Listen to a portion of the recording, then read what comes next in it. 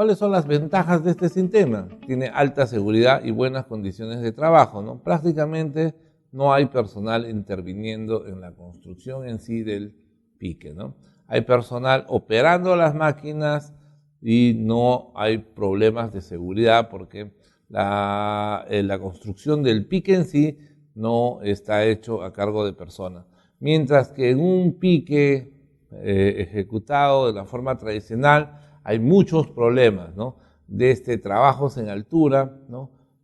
Trabajos en malas condiciones, hasta tiros quedados, ¿no? Y explosiones por perforación sobre tiros quedados, etc.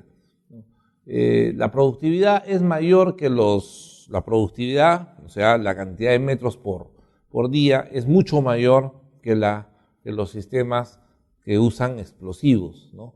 O métodos BCR o métodos Alimak, por ejemplo, ¿no? Que a pesar de que son bastante productivos, no alcanzan a la productividad de raised boring. El perfil liso de las paredes, ¿no? Es algo fundamental y no existe sobreexcavación en las paredes. No hay el problema de que el explosivo sobreexcave las paredes, ¿okay? Ahora, con un perfil liso de paredes también se logra tener mejor encajonamiento de la chimenea o del pique. Hay por la posibilidad de realizar excavaciones inclinadas, ¿no? Si necesitamos excavaciones inclinadas, podemos optar con este método o podemos ir al otro método que es básicamente para excavaciones inclinadas, que es el blind hole. La inversión inicial es elevada siempre y cuando compres el equipo, pero si alquilas el equipo, entonces ahí va a haber una disolución de esta inversión. De repente el costo unitario va a ser alto, ¿no? Pero hay que hacer una evaluación costo-beneficio frente a otras formas de poder hacer esta labor, ¿no? La evaluación costo-beneficio básicamente va a estar en función a la seguridad y a la velocidad y al rendimiento. Estas labores de preparación en mina generalmente son subcontratadas o contratadas y muchas veces hasta subcontratadas, ¿no? Entonces, en temas de costo se tiene que hacer una evaluación bien clara para ver el tiempo, ¿no? Los rendimientos y los problemas que no son manejables como son los de seguridad. Hay poca flexibilidad en dimensiones y cambios de dirección. Una vez que se ha diseñado el pique en una dimensión, muy difícilmente se la puede cambiar, ¿no? Lo que sí podría suceder cuando usamos voladura convencional, ¿no? Y cambios de dirección tampoco podemos hacer porque ya está determinado, ¿no? Inclusive una vez que ya se inició, ya tenemos el taladro guía en la dirección que se va a perforar. Hay dificultades en rocas de malas condiciones y se necesita para operar las máquinas y para hacer el trabajo personal bastante especializado. Pero estas son dificultades menores, ¿no? Si hay alguna dificultad en rocas de malas condiciones, probablemente para pasar ese tramo se va a demorar más, pero una vez que pasado se hace el sostenimiento respectivo y luego se continúa con el trabajo a la velocidad que habíamos calculado. El personal especializado, bueno, cada vez las personas se especializan más y cada vez es más fácil encontrar personal más especializado para las labores específicas. Como les digo, esta parte de raised boring se ha convertido en toda una industria, ¿no? Dentro de la minería. O sea, hay compañías y personas que solamente se dedican a hacer piques y chimeneas con raised boring. Entonces ya se ha especializado tanto, hay una buena oferta, ¿no? Y esto hace que los costos también sean menores y que se pueda subcontratar el trabajo. Veamos una foto de una perforación tipo raised boring, ¿no? Se arma la plataforma en la parte superior, se arma toda la plataforma, ¿no? La perforadora, se hace el taladro guía y se profundiza con el taladro guía y luego se empieza a escarear la chimenea. Esta labor es muy rápida, los scoops pueden limpiar rápidamente el escareado, la roca escareada, ¿no? El detritus que cae, y el avance es un tema de habilidades más que todo de la perforación, ¿no? Entonces el avance, como les dije, puede llegar hasta 12 metros por día. Blind hole. Hay otro tipo de formas de hacer chimeneas, en este caso inclinadas, ¿no? Que son de menor diámetro que las de raised boring, pero que son de excavación ascendente. Para eso se usan máquinas electrohidráulicas, ¿no? Que perforan desde abajo hacia arriba, ¿no? Perforan en forma ascendente, hacen chimeneas inclinadas. El principio de hacer estas chimeneas es el siguiente: también hacen un tiro de guía o un taladro guía, como que se llama, ¿no? Y luego de que el taladro guía está avanzando, por detrás viene el escareador que va ensanchando la chimenea al diámetro que se desee. Ahora, como el material cae por gravedad, ¿no? Hacia abajo, hacia la máquina, ¿no? Se colocan algunos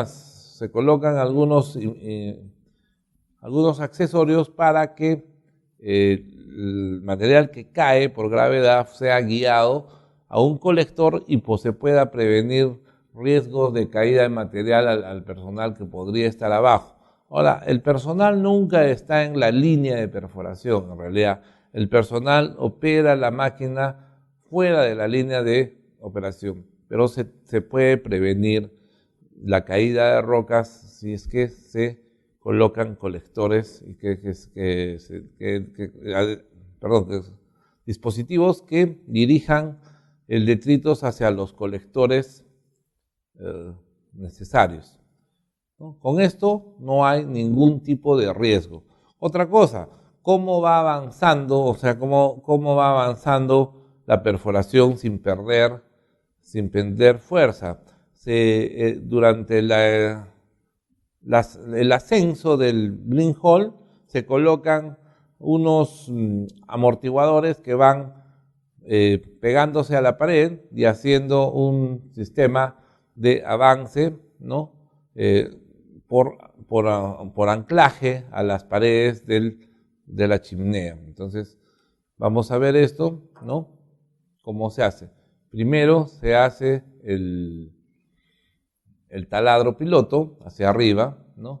Una vez que se ha hecho el taladro piloto, se empieza el escareo de la roca, se empieza a escarear el escareo al diámetro que querramos, ¿no? Para que la roca, para que el escareo, conforme a la distancia que va avanzando, no se desvíe, ¿no? Se ponen unos estabilizadores que se anclan a las paredes de la chimenea construida, y así aseguramos que el escareo no se desvíe, básicamente, ¿no? Y no falle. El empuje necesario y la fuerza necesaria, como hemos visto, esta es una perforadora rotativa, entonces necesita un empuje mínimo para poder perforar la roca. ¿De qué se obtiene este empuje necesario? De bombas hidráulicas de alta presión, ¿no? De unos 250 HP son las bombas, y de motores eléctricos también de alto rendimiento. Entonces todo el sistema más o menos tiene 250 HP, ¿no? Y la transmisión de esta potencia de los motores al escalador está inmediatamente debajo del escalador, es decir, que la transmisión es casi directa, ¿no? De la potencia. Por eso se logra que el empuje y el avance sea bastante bueno. Ahora, para alcanzar la altura de excavación, habíamos dicho que se adicionan en el cuerpo de la máquina, a nivel del piso, barras especiales estabilizadas, ¿no?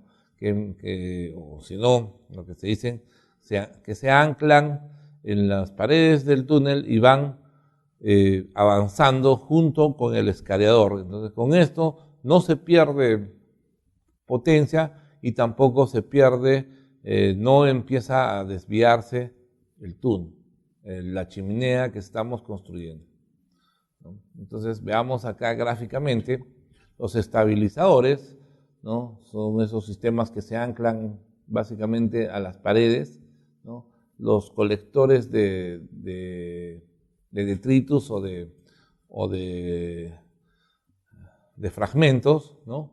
Se dirigen a un sitio donde se van a colectar y botar, ¿no? El taladro guía y el escariador, ¿no? La máquina empuja, como se ve en la foto, el personal está fuera de la línea de perforación, entonces no tienen ningún problema. Es más, una vez que se ha empezado la perforación, el personal siempre permanece fuera de la línea y se hace casi a control remoto todo el trabajo de perforación. Lo que hay que indicar es que esta perforación siempre es inclinada, no es vertical. Entonces se obtienen chimeneas inclinadas. Vamos a ver un poco de qué está conformado la máquina del perforador. La máquina tiene 3 elementos principales. Primero, el set de barras, ¿no? Esta es la parte, ¿no?, específicamente de la perforadora, que está compuesto por tubos de perforación y los estabilizadores, ¿no? Todo esto está construido en acero fundido, ¿no? Las barras poseen huecos que permiten un fluido, porque generalmente es agua, para poder evitar el polvo y también enfriar toda la línea de perforación, ¿no? Entonces, este fluido se bombea desde la máquina, ¿no?, a través del taladro piloto, también para mover la roca triturada durante la operación. Toda esta roca triturada cae a un colector y este colector lo dirige a la zona donde queremos depositarlo, ¿no? Entonces hay poco peligro de que la roca esté cayendo por todas partes sobre la máquina, o sea, se dirige hacia un colector, ¿no? Los estabilizadores tienen como función disminuir al mínimo la desviación del orificio piloto y mantener el diámetro total del orificio piloto. Además, tienen como función evitar que se pierda mucho la potencia, ¿no? Una vez que se anclan, entonces la máquina recupera, ¿no? Es como que pusiéramos patas más arriba, recupera la potencia, ¿no? Porque a mayor distancia podría perder algo de potencia.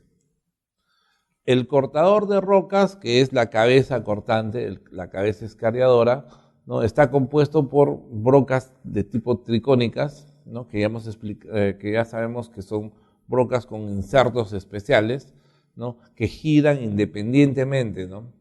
Y su función es cortar, pero por rasgadura, por tensión, ¿no?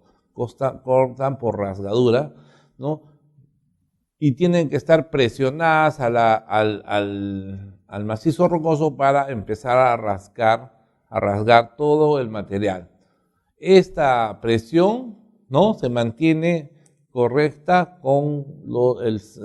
esa presión viene del set de barras y se mantiene siempre en el punto correcto debido a los estabilizadores que se van colocando. El tricono guía es el que hace la perforación por rotación, que también es un tricono con pequeñas brocas cónicas que van en la punta, y hace una perforación guía, que es el orificio piloto de la perforación. Este tricono guía es importante porque hace que no nos desviemos en la perforación. Veámoslos en una figura. Tenemos el tricono guía, el cortador de rocas o el escariador, el set de barras que empuja, y tenemos el motor ¿no? Que es bastante potente, es un motor hidráulico, básicamente de 500, o de 200 HP o 300 HP, ¿no? Todo este sistema se puede manejar a distancia, es decir, por control remoto. Entonces, es muy seguro, muy fácil de operar, ¿no? Y el sistema solamente requiere bastante empuje, ¿no? La excavación de chimeneas con blind hole se realiza siempre siguiendo rigurosos procesos de trabajo. Esto asegura que los trabajadores no tengan problemas de seguridad, o sea, no tengan accidentes, ¿no? Por eso es altamente importante, ¿no? Y es un método altamente seguro. El personal siempre está fuera de la línea de excavación. Se maneja remotamente, ¿no? No hay operación directa sobre la línea. Se maneja remotamente el blind hole, entonces asegura que no haya problemas de seguridad. Con este método podemos construir chimeneas desde medio metro hasta 1,5 metros. Los diámetros pilotos están entre 9 pulgadas y 9,7 de pulgado. El diámetro de la chimenea va de 0,60 metros a 1,5 metros. El empuje descargado es bastante alto, 1.285 kilonewtons, ¿no? Ahora, con respecto a los rendimientos, nominalmente se deberían obtener 7 metros por día. Sin embargo, se obtiene 49 metros por hora. Si trabajamos aproximadamente 18 horas, ¿no? Vamos a obtener 9 metros por día, que es mucho más alto, con toda seguridad, que el rendimiento de las formas tradicionales de construcción de chimeneas. Las chimeneas pueden ser inclinadas. ¿Cuáles son las ventajas, ¿no? de este método? Sobre todo la seguridad, ¿no? La capacidad de que todos los trabajadores están fuera de la línea de perforación, o sea, fuera de la línea donde pueden caer los detritus. También otra ventaja fundamental es el uso de remoto de la máquina, ¿no? Entonces, y el aprovechamiento de la energía, ¿no? Para el avance, ¿no? Podemos avanzar hasta 9 metros por día, o sea, aproximadamente medio metro por hora. Eso en voladura es mucho más difícil lograr, 9 metros por día. Veamos un tercer sistema de construcción de piques y chimeneas, ¿no? Que es el sistema Alimak. El sistema Alimak es bastante antiguo, desde 1957, y se perfora chimeneas usando una jaula, ¿no? Que contiene una plataforma de trabajo que sube adherida a una guía hasta el punto donde se está perforando la chimenea. La perforación en realidad es con máquinas tipo stopper, neumáticas, ¿no? Y se hace es un mejoramiento del método tradicional, se podría decir, ¿no? La mejora básicamente está en la forma como se sube rápido al punto de perforación, ¿no? Y se retira también uno rápido del punto para que no tenga problemas en el momento del disparo. Se perfora con stopper, se carga y se dispara se dispara la roca, y así se va aumentando el carril de guía y se vuelve a subir, y así sucesivamente. Entonces los ciclos del Alimak se van acortando en tiempo y vamos acelerando el trabajo. ¿Cómo se eleva la plataforma? La plataforma se eleva, ¿no? La plataforma utiliza un motor neumático que va unido a un carril guía que está curvado, ¿no? desde la galería y empieza a subir a través de la chimenea, ¿no? Se emplea motores de aire comprimido o eléctricos o diésel para poder, ¿no?, producir la energía necesaria para elevarlos. Una vez arriba se fija la jaula que tiene una protección y se perfora con stopper. Se cargan los taladros, se vuelve a bajar y se vuela. Una vez que se ha ventilado, ¿no?, vas sobre la guía, se suben las líneas de ventilación y se va aumentando carril hasta llegar al tope de la chimenea. Se usa bastante, ¿no? Es un procedimiento económico, versátil, ¿no?, y mucho más veloz que el procedimiento tradicional. ¿Y cuáles son las fases de la construcción con este sistema? Tenemos 4 fases fundamentales. Primero, se sube la jaula, se perfora y se cargan los barrenos, ¿no? Esta operación se realiza con perforadoras neumáticas.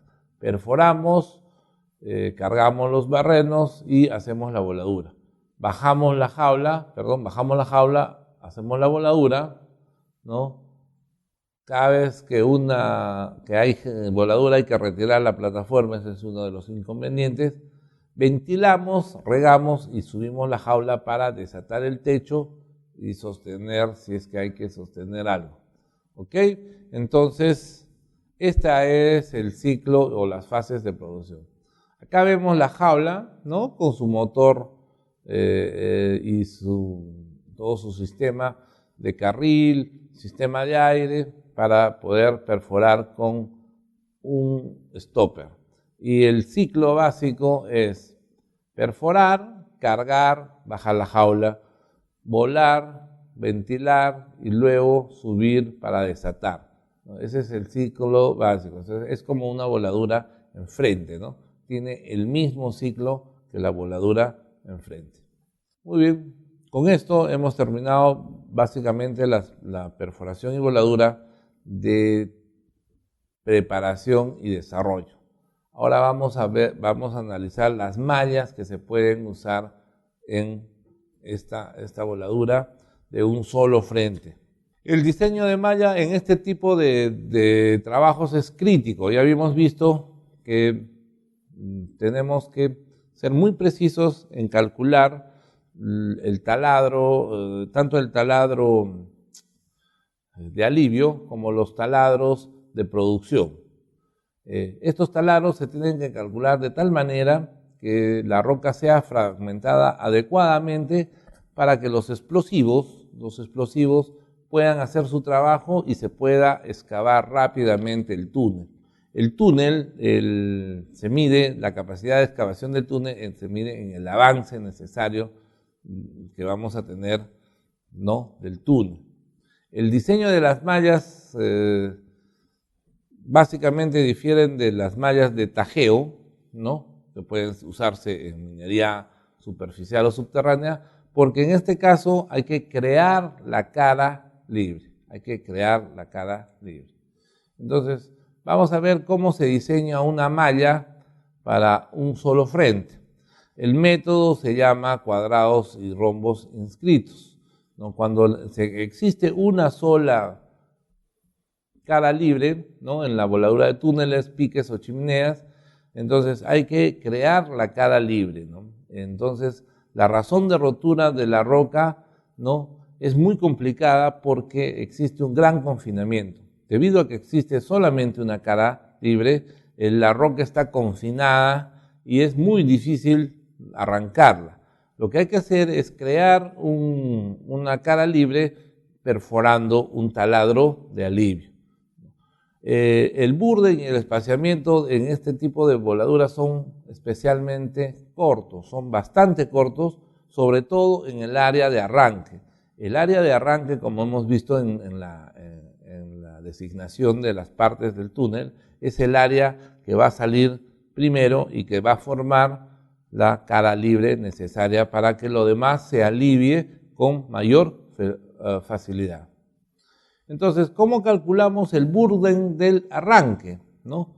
El burdem del arranque se calcula en función al diámetro del taladro de alivio.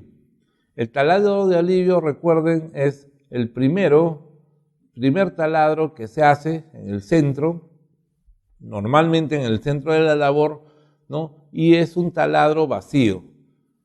¿Cuánto tiene de diámetro? Hasta 2 veces, entre 1.5 a 1.7 veces el diámetro del taladro de alivio. ¿Okay? Entonces, el taladro de alivio, puede ser hasta el doble del taladro de producción. Y el primer burden que se calcula es el burden que va entre el taladro de alivio y el taladro de producción. Este burden puede tener entre 1.5 a 1.7 el diámetro del taladro de alivio, o sea, del taladro vacío. Normalmente se usa 1.5. Entonces, a ver, veamos acá. Esta es la geometría de un corte de 4 secciones con taladros paralelos o llamado método de cuadrados y rombos inscritos. Tenemos el taladro de diámetro 2, ese es el taladro de alivio. La dimensión del taladro de alivio, ¿no?, depende básicamente de la dimensión del taladro de producción, ¿no?, del taladro de 1. Entonces, normalmente es hasta 2 veces. Si se pudiera hacer más de 2 veces, también sería mejor. Mientras más grande sea este taladro de alivio, es mucho mejor. Entonces, para calcular el primer burden de este cuadrados y rombos inscritos, lo que hacemos es multiplicar 1.5 por el diámetro del taladro 2. Y la sección, el lado de sección o espaciamiento, que vendría a ser el lado punteado del burden, va a ser burden 1 por la raíz de 2. Y así sucesivamente vamos calculando hasta las 4 secciones del corte. Por ejemplo, el segundo es igual a la sección del primero, ¿no? Entonces el burden 2 es igual a burden 1 por raíz de 2. Y luego se incrementa 1.5 el burden 2 por raíz de 2. Y así sucesivamente. El burden 3 va a ser igual a la sección o espaciamiento del burden 2. Y luego se incrementa por 1.5 y así se logra los 4 las secciones de corte que necesitamos para el alivio. Ahora, dependiendo de la longitud del ancho del túnel, se hacen 1, 2 o 3 o 4 secciones, ¿no? ¿Okay? Si el ancho es bastante corto, solamente se pueden hacer 2. ¿No? Si es muy grande, se hacen las 4. ¿No? Pero entendamos una cosa. Si nosotros analizamos geométricamente esta salida, vemos que todos los cuadrados son cuadrados equiláteros. O sea, todos los triángulos son triángulos equiláteros. El triángulo que se hace entre el burden 1 y la sección 1, ¿no?, es un triángulo equilátero, ¿no? Imaginen ahí un triángulo equilátero. Entonces, por esa razón, el burden de la primera sección corresponde al lado de la siguiente. ¿Entienden? Entonces, por ejemplo, el burden 2 equivale a burden 1 por raíz de 2. Y el lado de la sección 1 equivale a burden 1 por raíz de 2. ¿Por qué? Porque lo que estamos haciendo simplemente es incrementar las distancias de los búrdenes relacionando los triángulos equiláteros. ¿Sí? Entonces, con esto agarramos el arranque. Una vez que tengamos todas las secciones de corte del arranque, vamos a calcular la cantidad de carga que se tiene que tener en los taladros de producción. La cantidad de carga se calcula una vez que se ha calculado el burden 1, ¿no?, que es el burden del taladro vacío al taladro cargado. Entonces, la cantidad de carga, ¿cómo se calcula? Se multiplica 55 por el diámetro del taladro de producción, ¿no?, por el burden 1 sobre el diámetro del taladro vacío, todo elevado a la 1.5, por el Burden 1 menos el diámetro del taladro vacío sobre 2 por C, que es una constante de roca que normalmente se utiliza C igual a 0.45, por 1 sobre la potencia relativa en peso, del ANFO. Con este cálculo de la carga 1 ya podemos calcular los búrdenes hacia las ayudas, los cuadradores y las coronas, ¿no? Entonces, recapitulando, en el primer tramo hemos calculado el arranque. El burden básicamente es en función al diámetro de alivio, ¿no? El burden 1 es básicamente en función al diámetro de alivio. ¿Cuánto? 1.5 veces más que el diámetro del taladro de alivio. El segundo burden, tercero, cuarto y quinto, depende de la sección del burden anterior. Entonces, la sección del burden 1 es 1.5 por burden 1 por raíz de 2.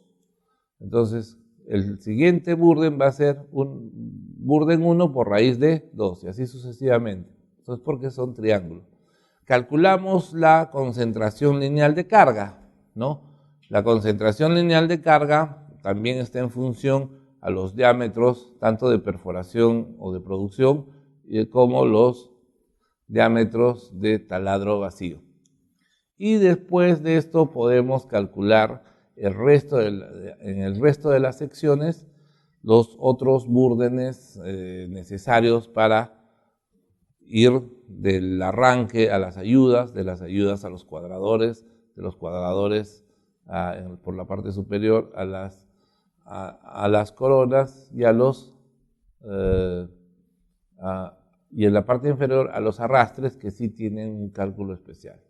Entonces, el burden para los siguientes taladros se calcula con la fórmula de 8.8 por 10 a la menos 2 por la raíz cuadrada de AH, ¿no? Que son básicamente el error de perforación que vamos a tener, por la carga que hemos hallado, por la potencia relativa en peso del ANFO, por el diámetro 1 o el diámetro de producción, por C, que es la constante de roca. Lo único que tenemos que explicar en esta fórmula es el término AH. El término AH se refiere a la desviación que existe cuando se perforan taladros paralelos, ¿no? Debido al empuje, ¿no? Siempre va a haber una pequeña desviación en los taladros que se perforan. Entonces, cuando perforamos, ¿no? Vamos a ver en la figura que luego de haber perforado el taladro de alivio, que tiene un diámetro 2, vamos a perforar los taladros de producción, que son el diámetro 1. Normalmente el taladro debería ser totalmente paralelo al taladro de alivio. Sin embargo, por razones operativas, este taladro se va a desviar.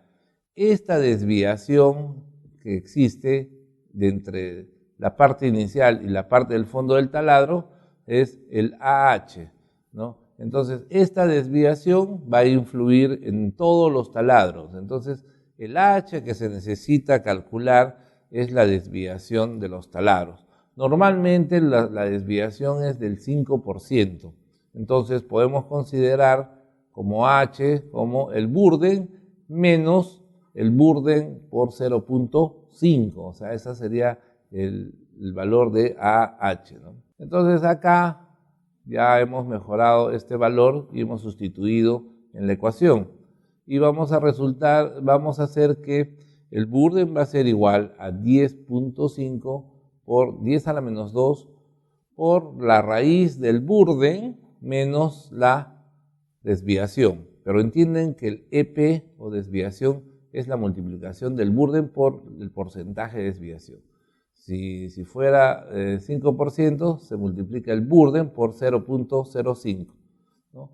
Por el Q, por la resistencia relativa en peso del ANFO, sobre el diámetro del taladro por C. Finalmente, tenemos que hallar los arrastres. Los arrastres son los taladros que van abajo. Según López Gimeno, ¿no? Carlos López Gimeno y Emilio López Gimeno, ellos dicen que los taladros de arrastre funcionan como unos taladros de tajeo, o sea, básicamente van a funcionar como taladros de banco. Entonces, si consideramos que esto es así, podemos calcular que los taladros de avance van a ser, la fórmula para hallar el burde va a ser 0.9 por la cantidad de carga por la resistencia, la potencia relativa en peso del anfo sobre una constante de roca corregida, es SC con su palito arriba, por el factor de fijación del taladro, si es paralelo o es inclinado, por la relación espacio sobre burde. El C corregido es igual al C anterior, al 0.45, más 0.05 cuando los búrdenes son mayores a 1.4. Y es igual al C más 0.7 sobre el burde cuando los búrdenes son menores de 1.4. La relación entre espaciamiento y burde es de una malla cuadrada y se debe tomar igual a 1. Ahora vamos a ver perforación y voladura en túneles de gran dimensión. El método que hemos visto anteriormente, el de cuadrados y rombos, básicamente son para túneles mineros o túneles de dimensiones pequeñas a medianas. Sin embargo, también de repente es necesario construir túneles de gran dimensión, ¿no? Para esto se utiliza otro método que se basa básicamente, el principio se basa básicamente en lo mismo. Por ejemplo, para calcular la cantidad de carga por taladros también es la misma fórmula. Sin embargo, tiene algunas pequeñas variantes para poder evaluar el cálculo de los parámetros en un túnel, pero de mayor sección.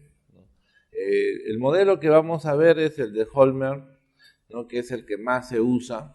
Hay otros modelos y otras variantes también en función a necesidades más específicas de las operaciones, ¿no? Pero el modelo que vamos a ver, vamos a analizar es el de Holmer, que también tiene el principio de iniciar la voladura en un punto que se llama corte, y de ahí empezar para crear la cara libre y empezar a destrozar el túnel, a excavar en el túnel. Entonces, estos modelos básicamente se generan para poder, como les hemos dicho, en caso de que se tenga que hacer voladura en túneles, necesariamente tenemos que crear una cara libre. En este caso, la denominación de las áreas donde salen los taladros son las siguientes, ¿no? El corte, que puede ser en el centro del túnel, o en el área central, más abajo, en el costado derecho o izquierdo. En este caso no necesariamente tiene que ser en el centro exacto del túnel. El núcleo, donde van a estar los taladros que llamamos de apoyo, los taladros para hacer el cuadrado, la producción en sí, los taladros de destroce, y el contorno, que sería lo equivalente a la corona en nuestra anterior denominación, los lados y los pies, como se ven en la figura, ¿no? Es cuestión nomás de denominación. En realidad el principio es casi el mismo. Lo que se quiere hacer es sacar una cara libre en el área que se llama corte, y luego todos los taladros del núcleo, del contorno, de las paredes, de los lados, van a caer hacia esa cara libre.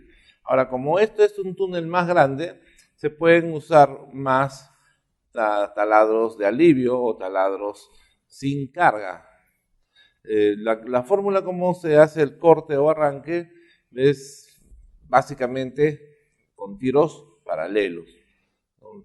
Se ha visto que es mucho mejor que tiros cortados o tiros en B. Se ha visto que actualmente con las máquinas que ya se tienen, con los grandes equipos de perforación, podemos hacer taladros paralelos con mucho más alto rendimiento, ¿no?, que los taladros en tipo B. Este tipo de salida es más segura y sobre todo que podemos perforar más metros para poder avanzar más. En los taladros en B, el metraje de perforación, el avance está limitado, ¿no? Habíamos visto que se usaba la fórmula sección, la raíz de la sección por 0.5, es lo máximo que podríamos perforar. Si digamos, tenemos un túnel de 10 por 10, la raíz sería 10 por 5, 5 metros, ¿no? En el caso de los cortes haciendo tiros paralelos, o sea, taladros paralelos, ¿no?, podemos avanzar hasta 18 pies. Ahora, el corte se puede colocar en cualquier posición dentro de la sección del túnel, ¿no?, en la posición que sea más fácil perforar. Y luego podemos, como las secciones son más amplias que las de los túneles anteriores, ¿no?, colocándolo en cualquier sección, podemos hacer que la cara libre se forme también en cualquier sección y que toda la voladura funcione como una voladura de dos caras libres, ¿no? El consumo de explosivos y el número de pozos generalmente están influidos por donde se coloquen el corte, o sea, la cara libre. Entonces también es necesario evaluar eso, pero a veces operacionalmente no se puede hacer cortes en el centro del túnel, entonces hay que hacerlo en la parte inferior derecha o inferior izquierda, o en el centro, pero en la parte inferior.